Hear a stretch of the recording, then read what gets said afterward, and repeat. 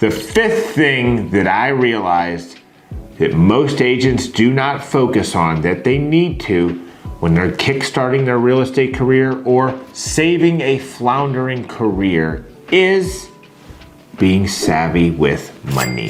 What do I mean by this? Well, you need to set aside a budget for your business.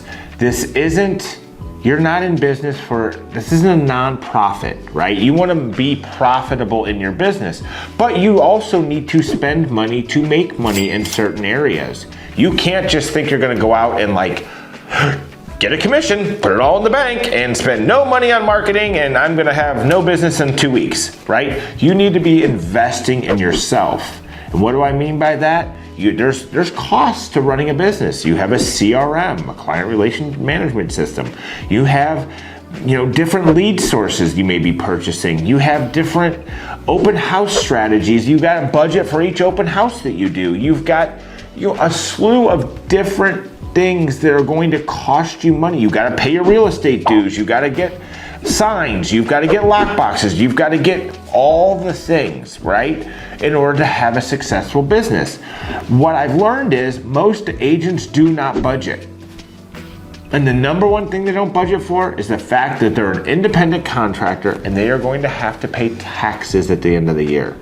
So one of the things I suggest is opening up a separate account or keeping a spreadsheet. I keep a spreadsheet of all my business expenses. I have an accountant that does my books, basically, makes a profit and loss statement for me each and every month. But I also keep a running spreadsheet of where my money is, right? And I earmark how much money I'm gonna have to pay for taxes, okay? You pay taxes at the end of the year, like most people do, right? But when you start making money in the real estate world, you should start paying your taxes quarterly, okay? So then that way you don't have a huge tax burden come at the end of the year. One of my mentors told me this story years ago. A lot of agents from their office, they would spend, taxes were due, April 15th is tax day, whatever it is, right? They would spend all of their sales from January, February, and March, all went to pay the tax bill from the previous year.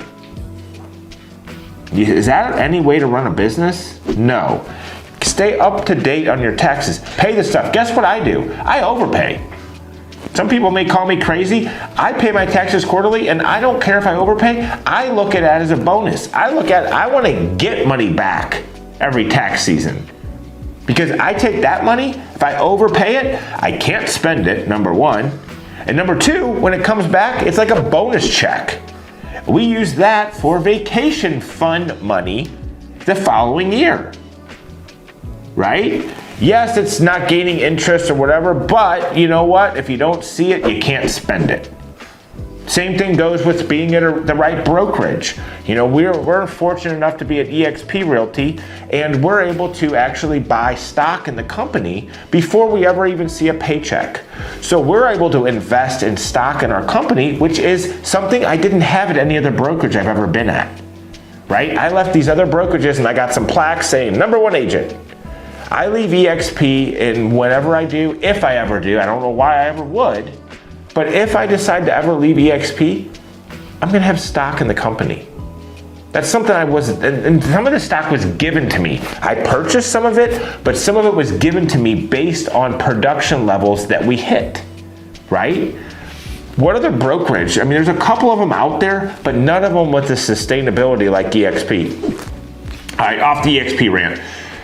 So back to your savviness of your money, right? You need to make sure you are crystal clear with where every penny that is coming into your business is going, right? Profit and loss statement. If you get to that point that you need that, hit me up. I'll hook you up with an awesome accountant. Another thing you need to think about too is, what is your profit margin? Where do you need to be? Like when you're a single agent on your own, your profit margin is a lot higher, obviously. For us running a team, our profit margin goes down as we brought on more employees and more people. But guess what? The sustainability and the growth could potentially be there for people that are growing a team. So you're looking at the long term versus short term when it comes to team growth and profitability and everything else. So One of the big things you need to focus on though as a brand new agent is making sure you set money aside for your taxes, right? Putting that money aside for your real estate dues, all of your hard fixed costs as a real estate agent. And then you also want to make sure you're at a brokerage that has the best splits for you. Is it financially the best place for you to be? Are you maximizing the most amount of money in your pocket as opposed to putting it in somebody else's pocket? So as your business grows and you start to do more and more transactions, one of the things you're gonna wanna make sure you know is how much each transaction costs you, okay? So this is looking into the cost side of things. Like, I can't just go out and say, hey, I sold this house, I made a $5,000 commission, that's all pure profit. No.